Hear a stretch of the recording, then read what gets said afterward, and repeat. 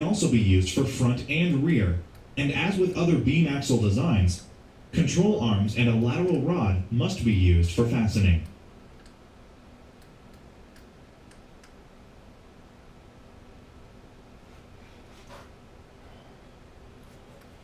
Shock absorbers. They absorb shock loads caused from driving on irregular surfaces.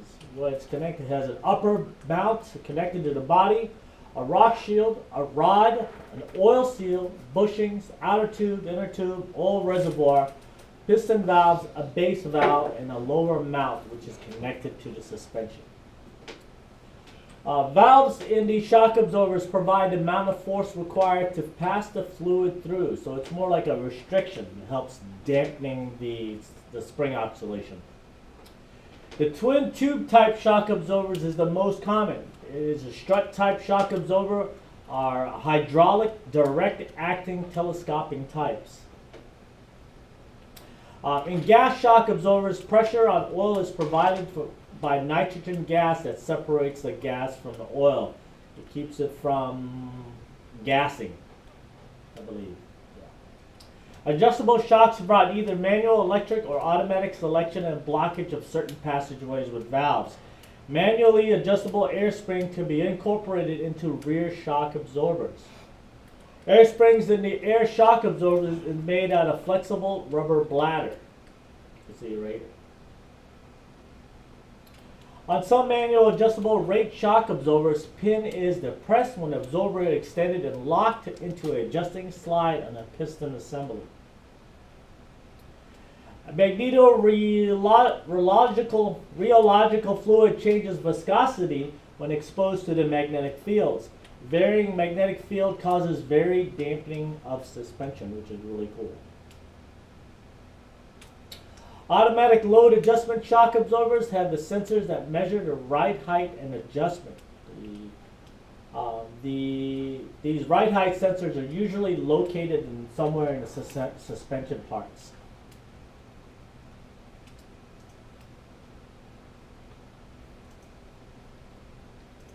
The most widely used hydraulic shock absorber is the direct acting telescopic type.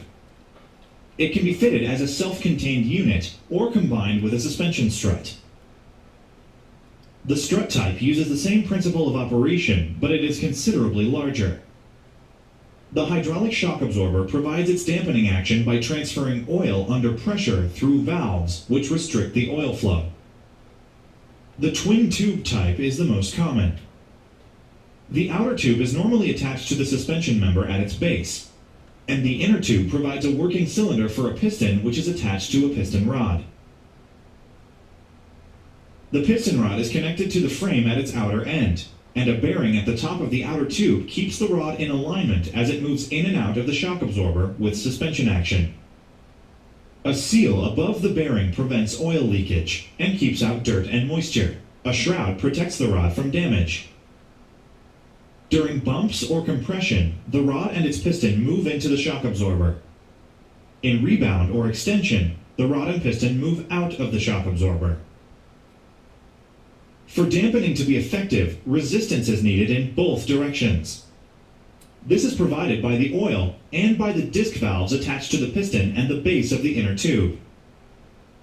Oil fills the inner tube and surrounds its outer surface to a level which allows a free space or reservoir to exist above it, between the inner and outer tubes.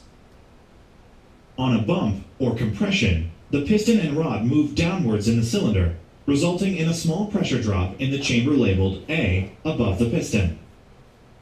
At the same time, the volume of the chamber labeled B below the piston is reduced, causing a high fluid pressure. This unseats the piston intake valve, and fluid flows up through the outer passages in the piston and into chamber A.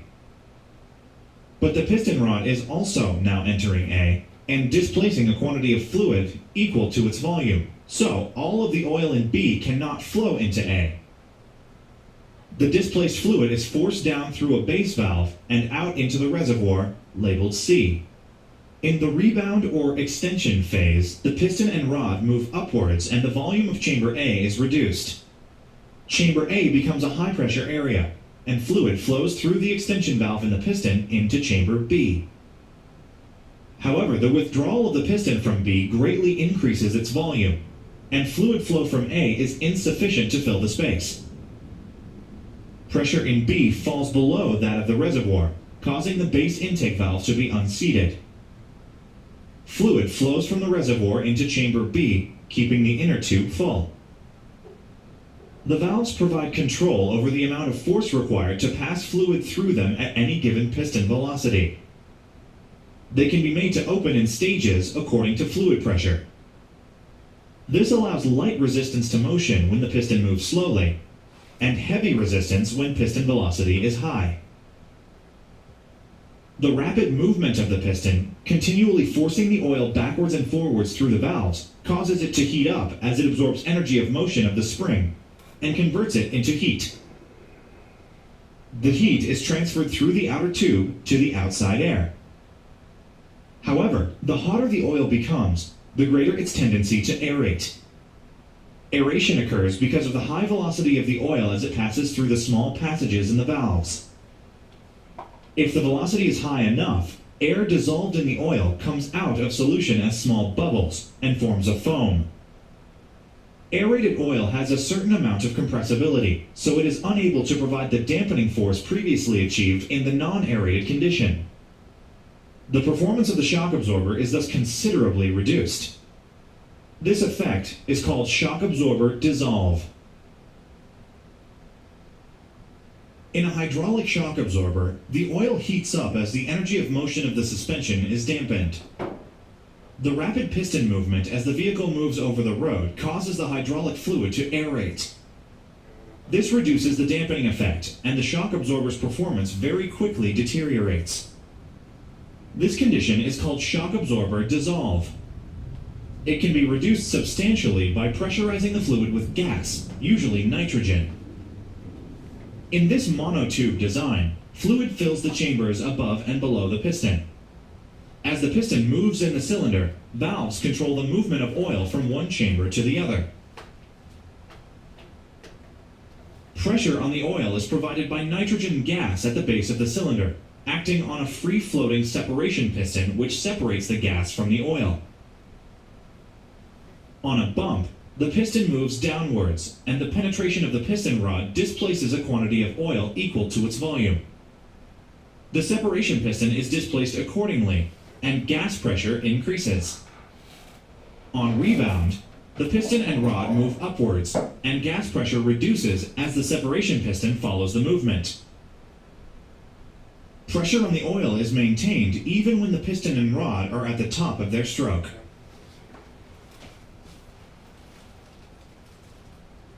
When vehicles carry heavy loads, their suspension is compressed, causing the rear of the vehicle to be lower than normal.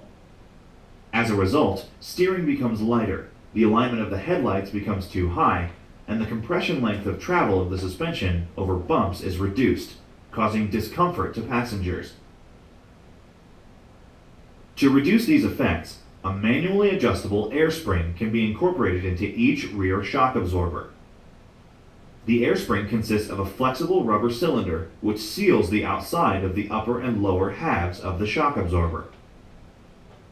The shock absorber is a standard hydraulic type, providing normal dampening action, but when a heavy load is placed on the rear of the vehicle, the rubber air cylinder can be pressurized to assist the suspension springs.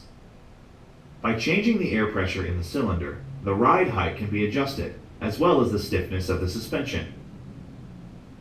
Compressed air in the pneumatic cylinder can absorb smaller road shocks and provide better ride characteristics than just stiff springs alone. The rubber air cylinder is connected to a filling valve by a flexible plastic hose. Air from a tire pump or a hand unit forces more air into the rubber cylinder, allowing the suspension to support more weight. The maximum air pressure setting must not be exceeded, as this can damage the shock absorber and its mounting points on the vehicle frame. When the load is removed, the extra air is released through a filling valve, which allows the suspension to return to its original settings. Minimum air pressure must be maintained in the cylinder to prevent tearing of the rubber as it collapses internally with shock absorber action.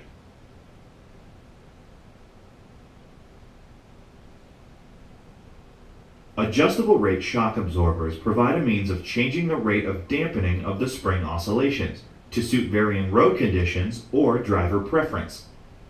This shock absorber has a manual external damper rate adjustment. The position of the valves in the piston then can be changed to vary the number of restrictions the oil has to pass through, and to vary the force needed to open the valves. In this position, all of the orifices are open, and a small dampening effect is applied to the oil. The spring force applied to the valve is also reduced to allow the valve to open more easily. This means the oil can flow through the valves more easily, which gives a softer ride, but can also allow more rolling and pitching of the body of the vehicle. Closing some of the orifices and increasing the spring force applied to the valves makes it harder for fluid to flow through the piston. This increases the dampening effect of the shock absorber. The method of changing the position of the valve varies. On this model, it is adjusted by a spindle that reaches down inside the plunger. On this shock absorber, when it is extended to its maximum length, a pin is depressed, locking in an adjustable slide on the piston assembly. Twisting the two halves of the shock absorber changes the number of orifices and the spring force on the valves. Adjustable rate shock absorbers provide a means of changing their rate of dampening of the spring oscillations to suit road conditions. Electronic controls let the changes occur either automatically or as the driver prefers. Each shock absorber has a rotary solenoid that can alter the dampening rate by changing the number of restrictions the oil must pass through. In this position, all orifices are open. Oil can flow more easily through the passageways in the piston. Only a small dampening effect is applied to the oil. This provides a dampening force that emphasizes ride comfort when traveling at low speeds. Closing some orifices makes it harder for flow through the passageways in the piston.